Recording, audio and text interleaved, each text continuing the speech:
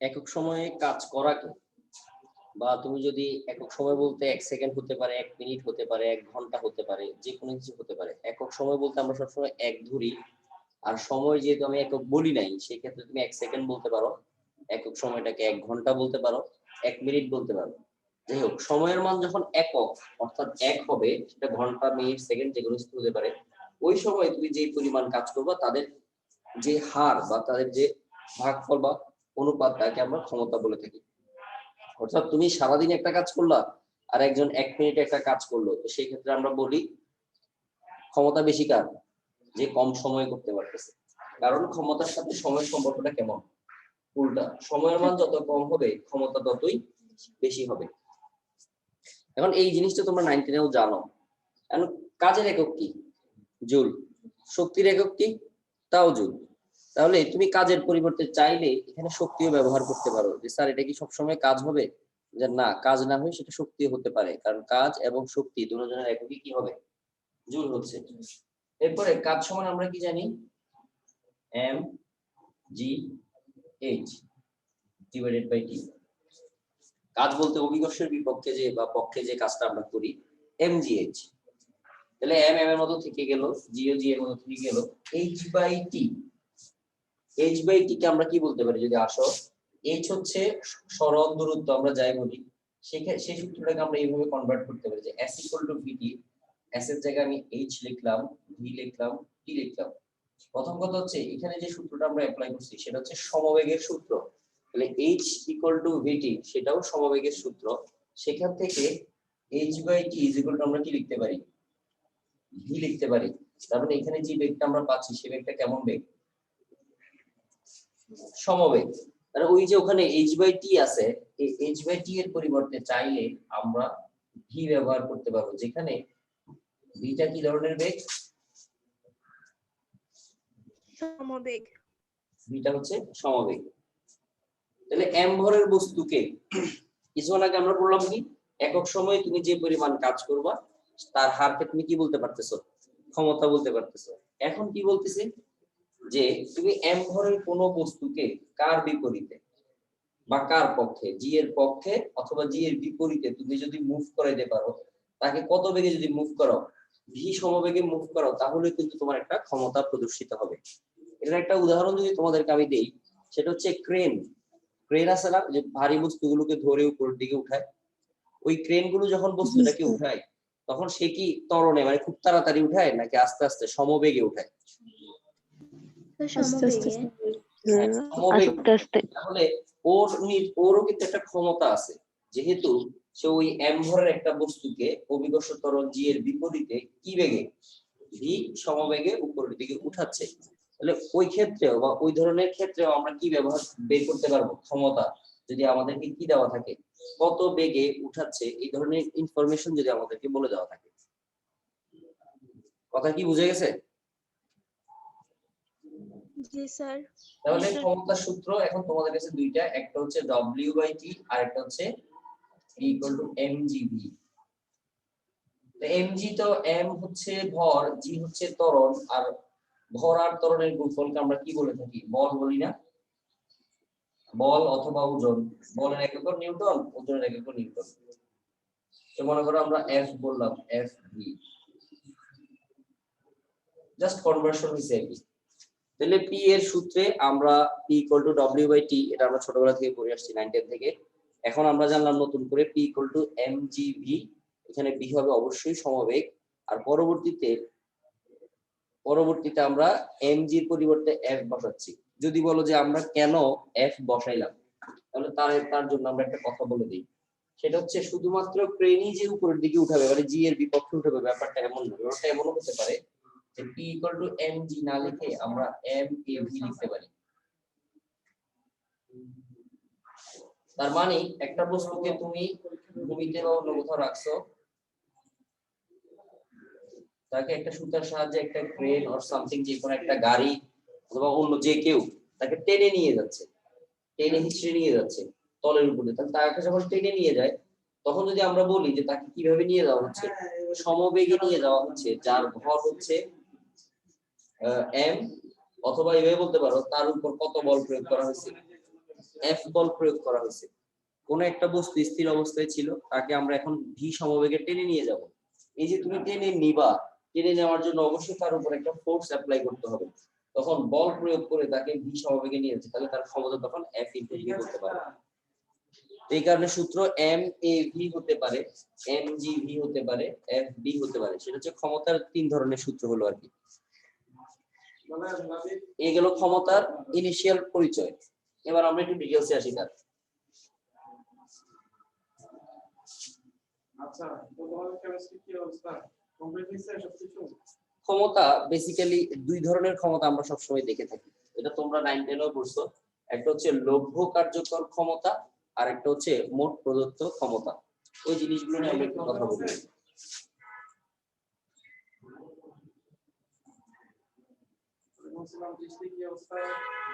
মোট ক্ষমতাকে আমরা এখানে প্রকাশ করব পি দ্বারা। সেটাকে মোট ক্ষমতাও বলতে পারি অথবা অনলি ক্ষমতাও বলতে পারো, যে ক্ষমতা। এখন এই যে মনে করো যে তুমি যখন বাসায় কোনো কাজ করো, তখন তোমাকে জিজ্ঞেস করলো তুমি এই কাজটা করতে পারবা কিনা, তুমি বলছো হ্যাঁ আমি পারবো। কতক্ষণের ভিতরে পারবা? 1 ঘন্টা লাগবে না। অথবা তোমাকে আমি বললাম যে তুমি এই পড়াটা পড়ে দিতে পারবা, তুমি বলছো জি স্যার পারবো। কতক্ষণ লাগবে? স্যার 1 ঘন্টা লাগবে। কিন্তু আসলে কি তুমি 1 ঘন্টার ভিতরে পারবা? যদি পারো তাহলে তুমি যেটা বলছো সেটাই তোমার ক্ষমতা। কিন্তু অনেক সময় দেখা যায় অনেকে আমরা পারি না, তো সেই ক্ষেত্রে আমরা লভ্যতে চলে আসি।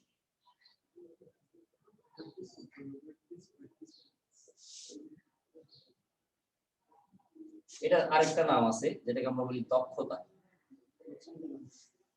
আমরা প্রকাশ করব পি প্রাইম দ্বারা। দুটোর ভিতরে তফাৎ কি? আসি এবার আমরা তফাতে। ক্ষমতা হচ্ছে যেটা তুমি বলছো যে আমি পারবো, আর দক্ষতা বা লভ্য কার্যকর ক্ষমতা হচ্ছে যেটা তুমি আমাকে শো করছো যে তুমি 1 ঘন্টায় পারো না। দেখা গেল যে তুমি এটা করতে করতে তোমার মনে করো 1 ঘন্টা 20 মিনিট লাগছে অথবা 1 ঘন্টা 10 মিনিট লাগছে, তাহলে এই যে তোমার সময়টা কি লাগলো? বেশি লাগলো। তাহলে ক্ষমতার ক্ষেত্রে আমরা কি জানি? E equal to W/T। সময় যদি বেশি লাগে ক্ষমতার মানটা কি হবে? কমে যাবে। তাহলে আমরা দেখতে পাচ্ছি যেটা তোমার ক্ষমতা হওয়া উচিত ছিল 1 ঘন্টায়, 1 ঘন্টায় কাজটা করার কথা, কিন্তু তুমি সেই একই কাজ করতে সময় নিছে কতক্ষণ? 1 ঘন্টা 20 মিনিট। তাহলে সময়ের মান কিছুটা বৃদ্ধি পাইছে। তোমার লভ্য কার্যকর ক্ষমতা অথবা দক্ষতা কার থেকে কমে গেছে? স্যার ক্ষমতা মোট থেকে। ক্ষমতা অথবা যেটাকে তোমরা প্রদত্ত ক্ষমতা বলে থাকো আর কি। তাহলে নরমালি যে কোনো বস্তুর যে জিনিসটা বা যে ক্ষমতাটা আমরা জানি যেটা দেওয়া থাকে সেটা হচ্ছে মোট ক্ষমতা। আর সেই যেটা কাজে ওই ক্ষমতার যে অংশটুকু সে কাজে রূপান্তরিত করতে পারে সেটাকে আমরা বলি লভ্য। তুমি এটা মনে রাখলে হবে, যে ক্ষমতাটা সে কাজে রূপান্তরিত করতে পারে, কাজে, সেটা হবে কার্যকর ক্ষমতা। তার আরেকটা নাম হচ্ছে দক্ষতা। এবার সহজভাবে যদি তুমি বলো, একটু আরো সহজভাবে যদি বলো, একটা যন্ত্রের ক্ষমতা আছে, সেই ক্ষমতাটা হচ্ছে পি, আর ও কাজ করতে পারে সি প্রাইম। তাহলে যেটা কাজ করতে পারে, যেটা আমাদেরকে দেখাইতে পারে, সেটাকে আমরা তার আউটপুট হিসেবে বিবেচনা করলাম। আর সে যেটা করার কথা আমরা বিশ্বাস করছি সেটা করতে পারবে, সেটা হচ্ছে তার কি? ইনপুট। তার মানে আমরা চিন্তা করতেছি বা আমরা জানি তার ক্ষমতা এত, আমরা এই হিসেবে তাকে অর্ডার করি বা তার এই হিসেবে তাকে কাজ করতে বলি, কিন্তু আসলে তো সে ওইটাও ফিল আপ করতে পারে না। সে কাজ দেখাইতে পারে আগের তুলনায় কি? কম। মানে যেটা তুমি কাজে রূপান্তরিত করবে। এই লভ্য কার্যকর ক্ষমতা এবং দক্ষতার ভিতরে একটা সম্পর্ক আছে, সেই সম্পর্কটা আমরা বলি কর্মদক্ষতা দিয়ে। মনে আছে? মনে আছে তো এটাকে নাকি? ইফিসিয়েন্সি অথবা কর্মদক্ষতা বলি আমরা। সেটা হচ্ছে যে কোনো যন্ত্রের আউটপুট ডিভাইডেড বাই ইনপুট। আর সায়ানাইড গুলোকে আমরা জানি সি তাহলে এখানের আউটপুট কে? আমরা জানি ট্রিপল বন্ডের মধ্যে পি প্রাইম, ইনপুট হচ্ছে পি। আর কর্মদক্ষতাকে আমরা সবসময় পার্সেন্টেজে প্রকাশ করি, এই কারণে আমরা 100% লিখব।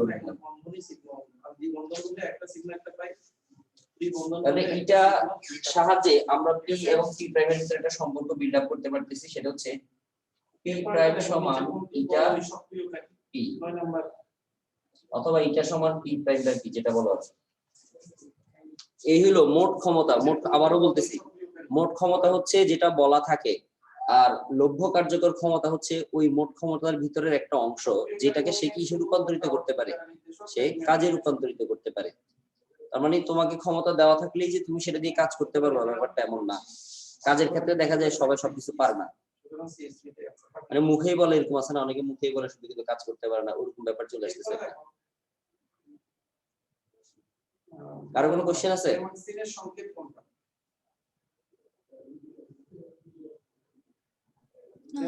অর্ডারের সংকেত কোনটা? আমরা এটা পড়েছিলাম। ঠিক আছে, বেনজিনের একটা গুরুত্বপূর্ণ দিক আছে। হ্যাঁ,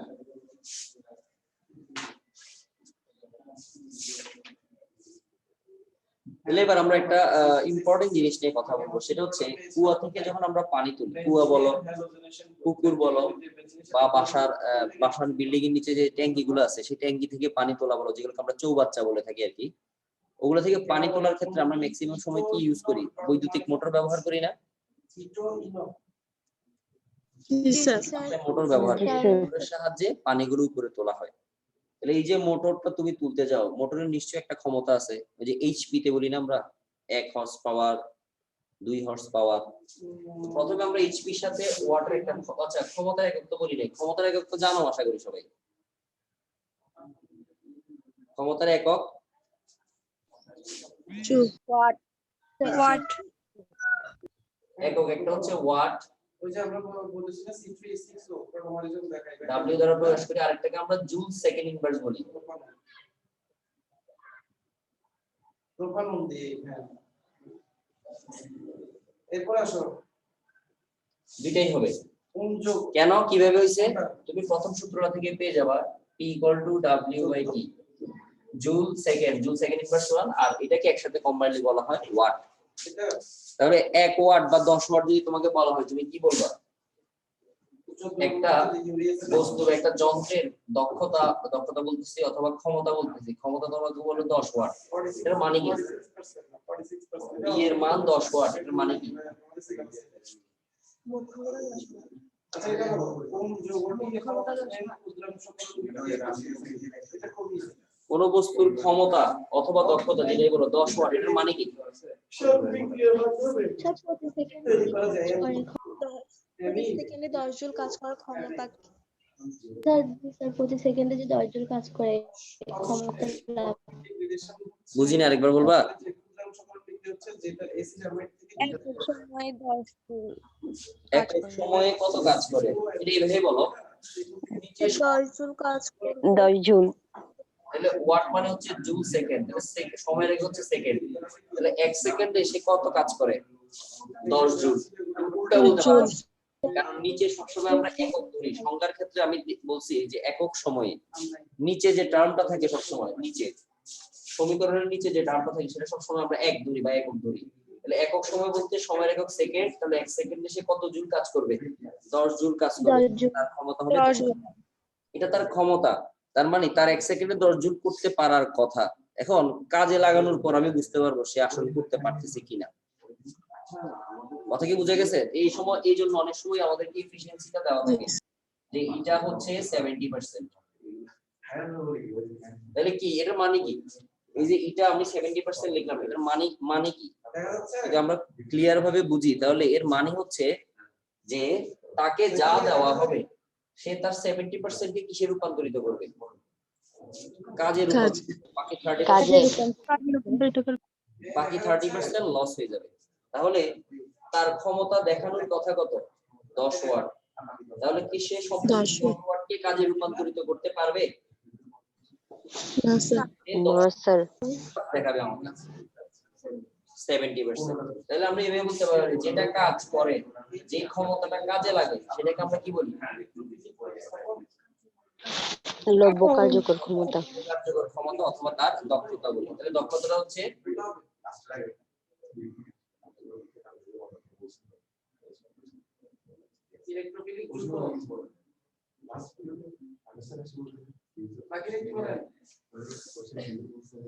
এখান থেকে আমরা পাচ্ছি P prime equal to eta P, ইটার মানটা বসাই দিলাম। ইটা এমনিতে পার্সেন্টেজে থাকে, কিন্তু আমরা মান বসানোর সময় তার পার্সেন্টেজে বসাবো না, তখন কিসে বসাবো? দশমিকে বসাবো। 0.7 সাথে 10 ওয়াট, তার মানে 10 ওয়াটের ভিতরে কত ওয়াট সে কাজ করতে পারতেছে? 7 ওয়াট, বাকি 3 ওয়াট লস হয়ে যাচ্ছে। 7 আচ্ছা, তাহলে এবার আমরা এইচপি যে ব্যাপারটা বলতেছিলাম,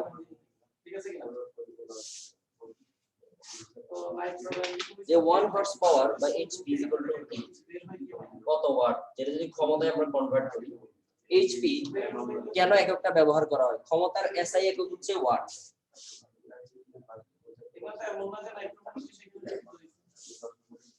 ক্ষমতার এসআই একক হচ্ছে ওয়াট, তাহলে এইচপি কি ধরনের একক? আমরা বলবো বাণিজ্যিক একক। অর্থাৎ আমরা যে এই যে বাণিজ্য বলতে কেনা বেচা করি, তখন কেউ ওয়াট বলে না, তখন কি ইউজ করে? তখন কি ইউজ করে? এইচপি বা এই কারণে এটাকে আমরা বলতেছি এটা হচ্ছে ক্ষমতার বাণিজ্যিক একক। অর্থাৎ কেনা বেচার ক্ষেত্রে আমরা ওয়াট না বলে এইচপি ব্যবহার করি। তাহলে এইচপি এর সাথে ওয়াটের সম্পর্ক হচ্ছে 1 এইচপি = 746 ওয়াট। এখন যেটা বলতেছিলাম, এই যে পানি উঠানোর ক্ষেত্রে ট্যাঙ্কি থেকে যখন আমরা পানি উঠাই, তখন আমরা অভিকর্ষের বিপরীতে বেসিক্যালি পানিটাকে উঠাচ্ছি। তাহলে অবশ্যই আমাদের যে মোটরগুলো, সেই মোটরগুলোর একটা নির্দিষ্ট ক্ষমতা থাকতে হবে। তো যে ক্ষমতাগুলো মোটরের গায়ে লেখা থাকে সেটা হচ্ছে তার মোট ক্ষমতা। যেমন তোমাকে বললাম যে একটা মোটর যার ক্ষমতা হচ্ছে 2 এইচপি, এটার মানে কি? মানে সে তার যেটা করতে পারার কথা সেটা হচ্ছে 2 ইনটু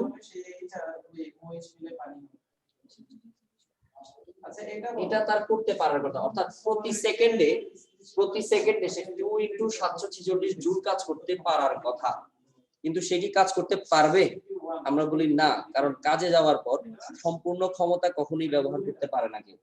সবাই তার ওই ক্ষমতা থেকে কি পরিমাণ কাজ করে? কিছুটা কম কাজ করে। হ্যাঁ, কিছুটা তার ক্ষমতাটা কি হয়ে যায়? লস হয়ে যায়, যে কারণে সে সম্পূর্ণটাকে কাজে রূপান্তরিত করতে পারে না। আচ্ছা ঠিক আছে, আমরা এই ব্যাপারগুলো এখন দেখি, স্টার্ট করি। মনে করে একটা কুয়ো নিলাম আমরা। কুয়ো দেখতে কি আকৃতির হয়, কে বলতে পারবা?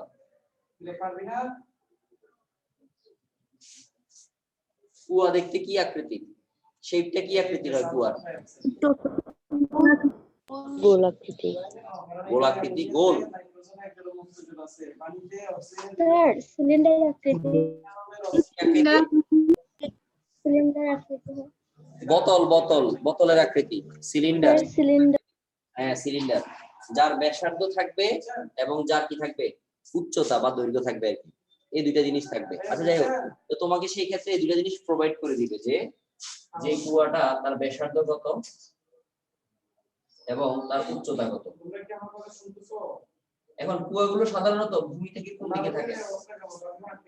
ভূমির নিচে, যেটা আমরা ভূগর্ভস্থ বলি। ভূগর্ভস্থ মানে ভূমির নিচে। তো নলকূপ দিয়েও কিন্তু আমরা সেম কাজটাই করি। নলকূপ ব্যবহার করে আমরা অনেক নিচ থেকে পানি উঠাই। কুয়াতে এটাও একটা প্রাকৃতিক উপায়ে পানিগুলো জমে থাকে, সেখান থেকে আমরা পানি উঠাই। এখন এই সম্পূর্ণ কুয়াটা পানি দ্বারা পূর্ণ আছে পুরোটা। তোমাকে বলা হলো পুরো কুয়াটা খালি করে ফেলো। কুয়ার গভীরতা বলি, উচ্চতা না বলে, আমরা এখানে যেহেতু ভূমির নিচে, এখানে আমরা গভীরতা বলবো। তাহলে এই যে এইচ এর কথা বলতেছি, এইচটা কোথায় যাওয়ার পরে হয়? একদম নিচে না?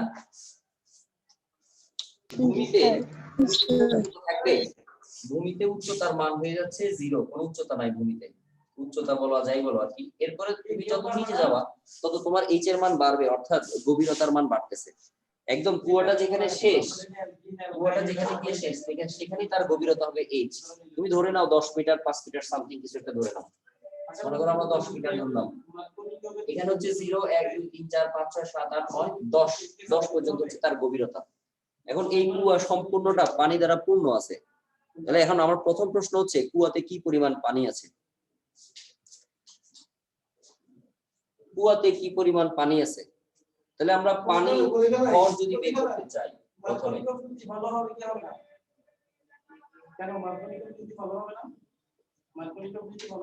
লেখা যাবে পানির ভর m = ρ v। কুয়াটার একটা নির্দিষ্ট আয়তন আছে।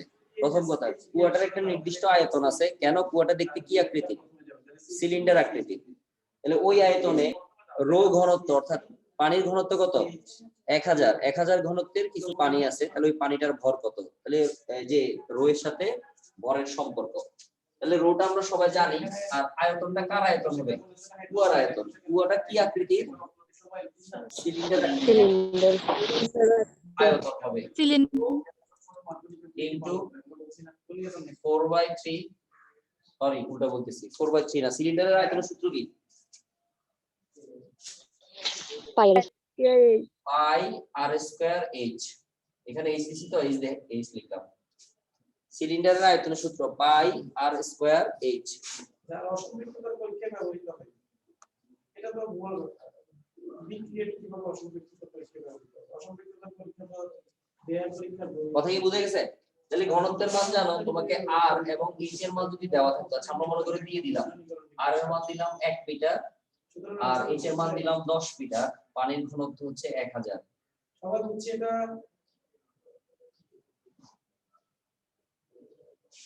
কত আসে বসাই দাও। 3.1416 ইনটু 10 টু দি পাওয়ার 4, তাই না? কিছু আছে ওটা সারা করতে হবে, মানে কি আছে না নাই কিছু।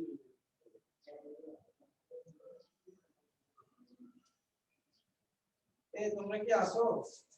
এটা আসছে কিনা দেখো ভরের মান 3.1416 into 10 to the power 4 KG. তাহলে এই পরিমাণ পানি এই কুয়াতে এখন আছে।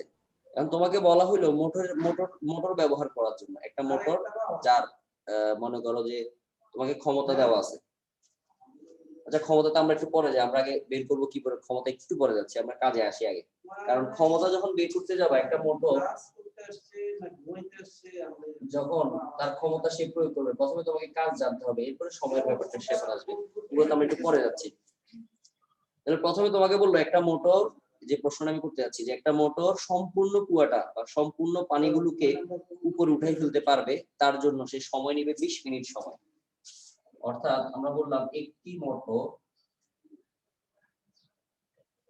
20 মিনিটে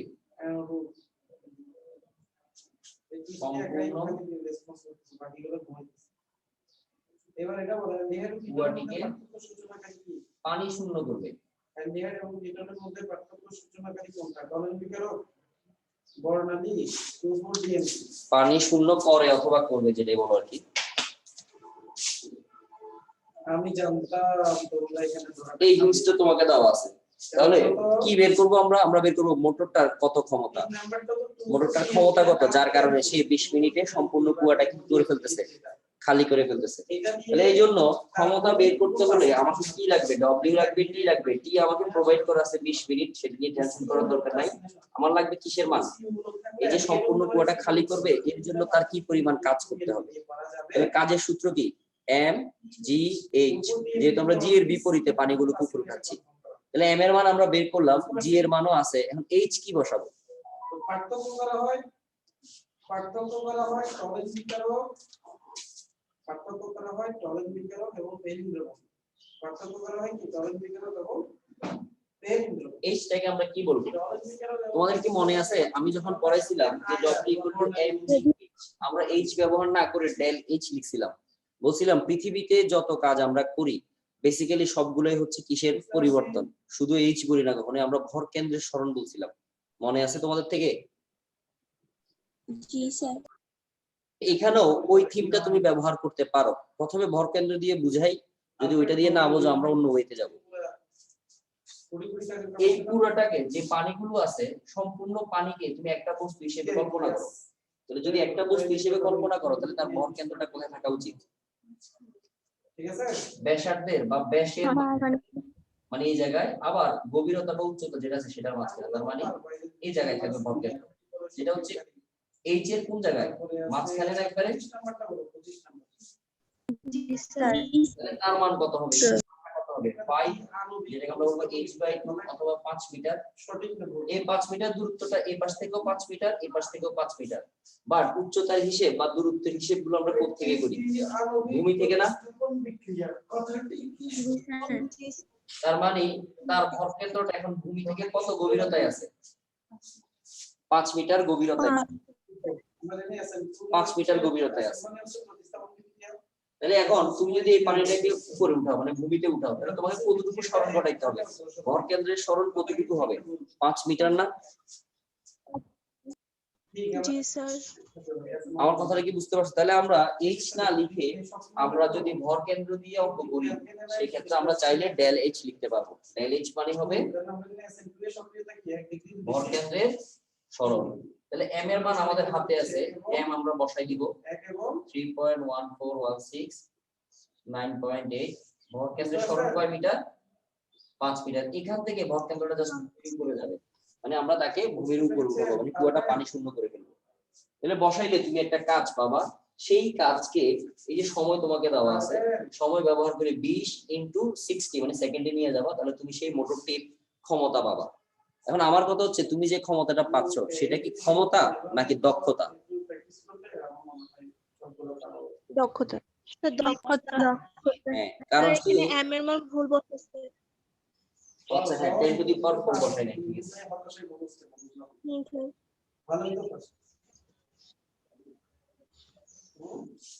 তাহলে আমরা যে ক্ষমতাটা এখান থেকে পাবো সেটা কি নয়, সেটা ক্ষমতা নয়, সেটা হবে দক্ষতা, অথবা আমরা সেটাকে বলবো কার্যকর ক্ষমতা, যেটা সে আমাদেরকে কাজ করে দেখাইছে। ঠিক আছে, মনে থাকবে? জি স্যার। এখন এই যে এই ব্যাপারটা, মানে এই যে এইচ এর ব্যাপারটা, এটা অনেক সময় তোমাদের একটু ঝামেলা করবে। ঝামেলা করবে বলতে সব সময় ভর কেন্দ্র বের করে করতে গেলে তোমার জন্য সেটা একটু টাফ হয়ে যেতে পারে। এই কারণে তুমি আরো একটা নিয়ম শিখে রাখো। নিয়মটা হচ্ছে আমরা এখানে গড় উচ্চতা হিসেব করব।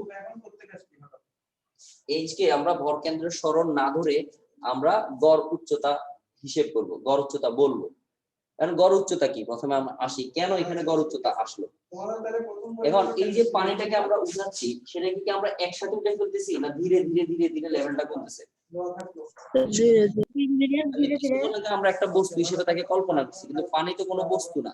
যদি বরফ হইতো তাহলে একটা কথা ছিল। তার মানে আমরা যখন এই এই কুয়াটাকে যখন খালি করব তখন একটা মোটর থেকে পাইপ এনে নিচে দিলাম, কুয়াটার পানি লেভেল আস্তে আস্তে কমতে থাকবে, আস্তে আস্তে কমতে থাকবে। তার মানে ব্যাপারটা দাঁড়াচ্ছে অনেকটা এরকম যে এখানে পানি দ্বারা পূর্ণ আছে, তুমি উপর থেকে একটু পানি নিলা, লেভেলটা কমে গেল, আবার উপর থেকে একটু পানি নিলা, আবার লেভেলটা কমে গেল। ব্যাপারটা এরকম দাঁড়াচ্ছে না? পানির লেভেলটা ধীরে ধীরে কমতেছে। তাহলে তুমি অল্প একটু পানি নিছো, পানির লেভেল কমে গেল, তাহলে ওইটার জন্য তুমি কিছু কাজ করছো।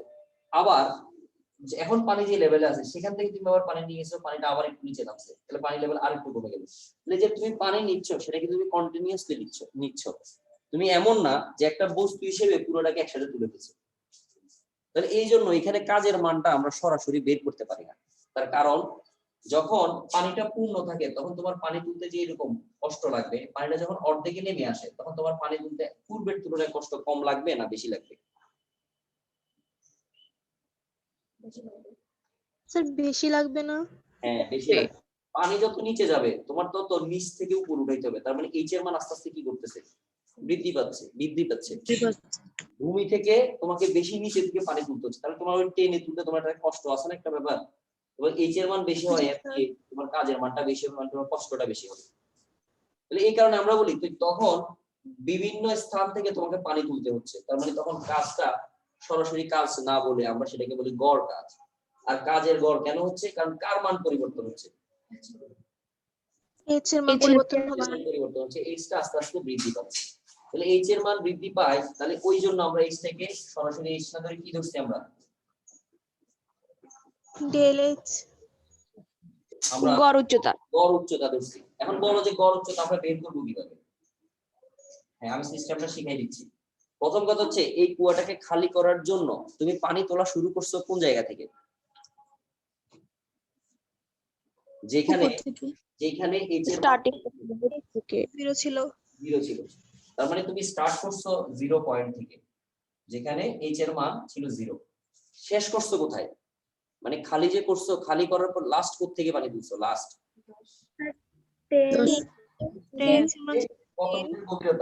10 মিটার গভীরতায়। তাহলে শুরু এবং শেষ ডিভাইডেড বাই 2 গড়। তাহলে তার মান কত চলে আসলো? 5 আগের মতো মান বসাও, সব আগের মতোই হয়ে যাচ্ছে। তো যার কাছে যেটা সুবিধাজনক মনে হবে সে পদ্ধতিতে যাবা। কেউ ভর কেন্দ্র দিয়ে করে, তোমার অ্যান্সার যা আসবে। কেউ গড় উচ্চতা ধরে করো, তার ক্ষেত্রে অ্যান্সার সেম আসবে। স্যার গড় উচ্চতা দিয়ে করলে তো সেমই আসে, কজ আমরা এইচ এর মান প্রথমে 0 দিয়ে করি না, তো সবসময় তো 0ই তো থাকবে। না, সবসময় 0 থাকবে না, এটা চেঞ্জ হতে পারে। চেঞ্জ হবে? হ্যাঁ, তাহলে চেঞ্জ হতে তো পারে। এটা কুয়াটা পানি দ্বারা পূর্ণ আছে বলেই না তুমি ওখান থেকে স্টার্ট করছো। যদি এমন হইতো যে পানিটাই আছে মাঝখানে, মানে অর্ধেক পানি আছে বাকি অর্ধেক খালি আগে থেকেই, তখন কি আমরা 0 থেকে স্টার্ট করব পানি নেওয়া? না না স্যার। স্যার, তখন কত মিটার থেকে পানি নিবা তুমি? 5 মিটার 5 থেকে মিটার পানি থেকে। নেওয়া শুরু করবা, 10 মিটারে গিয়ে তুমি শেষ করবা, মানে নিচের অর্ধেক তুমি খালি করছো। ওগুলো নিয়ে আমরা নেক্সট দিন হয়তো বা কথাবার্তা বলবো। এখন আজকে গিয়ে এতটুকু পর্যন্ত বুঝে গেছে? তাহলে এখান থেকে আমরা জি, কাজ বের স্যার। করলাম, আমরা গড় উচ্চতা দিয়েই করবো, আমরা ভর কেন্দ্রে যাব না, কারণ ভর কেন্দ্র হলে তোমাকে বারবার ভর কেন্দ্রটা বের করতে হবে। তো আমরা ওইভাবে না গিয়ে কোথা থেকে পানি নেওয়া শুরু করছি, কোথায় শেষ করছি, ডিভাইডেড বাই 2 সরাসরি গড় উচ্চতা চলে আসবে। ওই ঝামেলায় আমরা যাচ্ছি না আর কি। তাহলে এই কাজের মান বের করে তুমি কত দিয়ে ভাগ দিবা? ওই যে 20 মিনিট, 20 মিনিট দ্বারা যদি ভাগ দাও, এখানে 20 × 60 সেকেন্ডে নিয়ে যাবা, তাহলে তুমি কি পাবা? ক্ষমতা পাবা, যে তার ক্ষমতা। এখন সে যেহেতু এটাকে কাজ করে এই ক্ষমতাটা দেখাইছে, এই কারণে এটাকে আমরা কি বলি? দক্ষ। দক্ষতা অথবা কার্যকর ক্ষমতা। কার্যকর ক্ষমতা। ঠিক আছে? জি স্যার। ঠিক আছে, তাহলে আজকে এতটুকু পর্যন্তই থাকবে। আসসালামু আলাইকুম স্যার।